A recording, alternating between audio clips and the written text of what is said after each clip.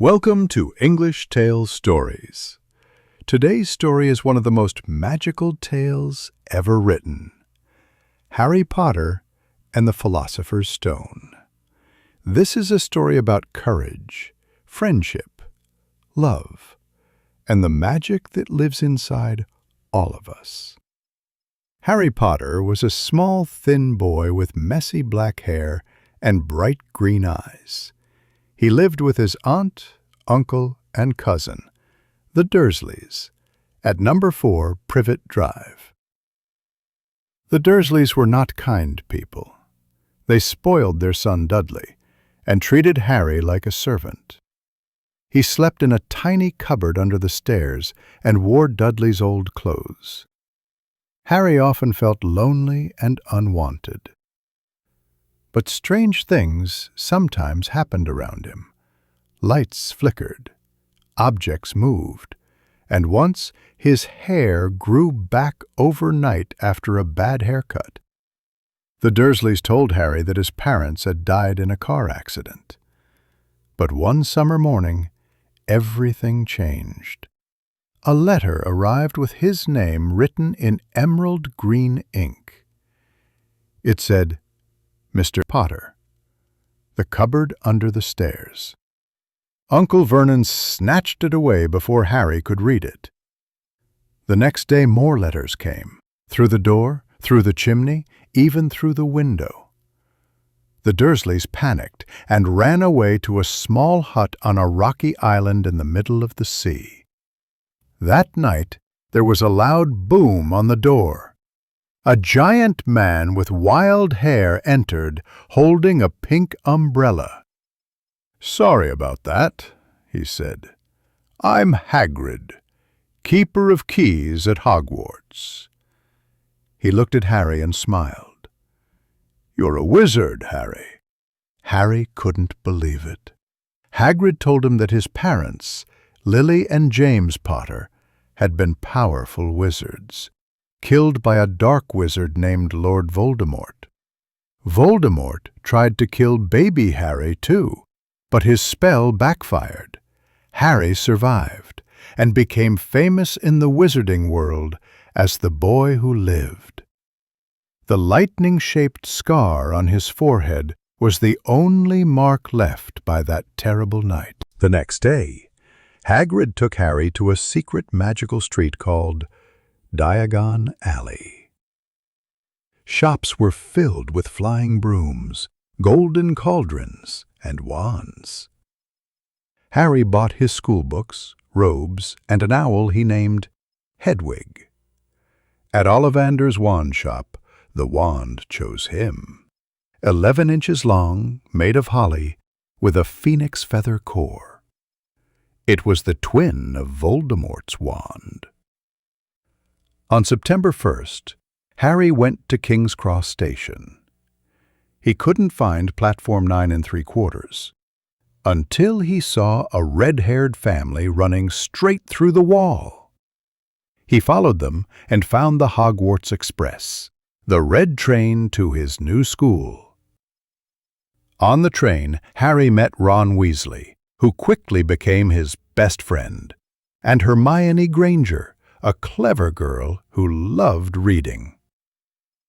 When they arrived, Harry saw the magnificent Hogwarts castle, with tall towers, moving staircases, and floating candles. That night, the new students were sorted into their schoolhouses. Harry was chosen for Gryffindor, known for bravery and courage. Life at Hogwarts was magical. Harry studied spells, potions, and flying lessons. He discovered he was an excellent flyer and soon became the youngest seeker in the Gryffindor Quidditch team. But something mysterious was happening at the school. One night, Harry and his friends found a huge 3-headed dog guarding a trap door. They later learned it was protecting something called the Philosopher's Stone, a magical object that could give eternal life. Harry also met Professor Snape, who always seemed to dislike him. Harry, Ron, and Hermione suspected Snape was trying to steal the stone. But as the school year went on, they realized things were much more complicated. They heard the name Voldemort whispered in dark corners, and Harry often felt pain in his scar whenever something evil was near. When exams ended, the three friends decided to uncover the truth. They sneaked out at night and went through the trap door. To reach the stone, they had to face several magical challenges, fighting giant chess pieces, catching a flying key, solving a riddle with potions, and using courage when fear tried to stop them. At the end, Harry found Professor Quirrell, not Snape, waiting for him. Quirrell removed his turban, and on the back of his head was the terrifying face of Voldemort.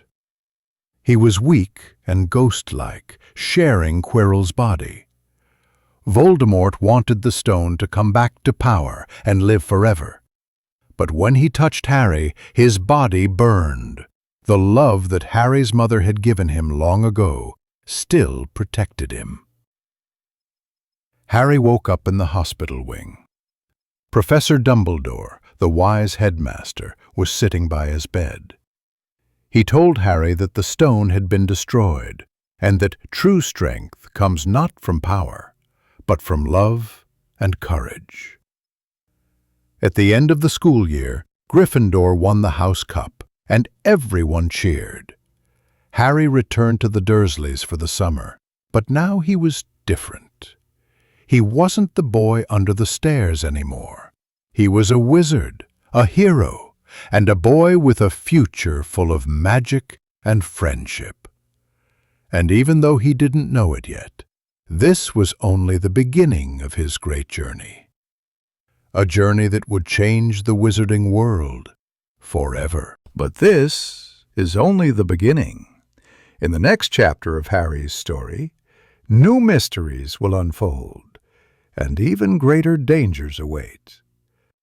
So if you want to keep following his magical journey, don't forget to like this video, subscribe to English Tales Stories, and turn on the bell so you won't miss Harry Potter and the Chamber of Secrets.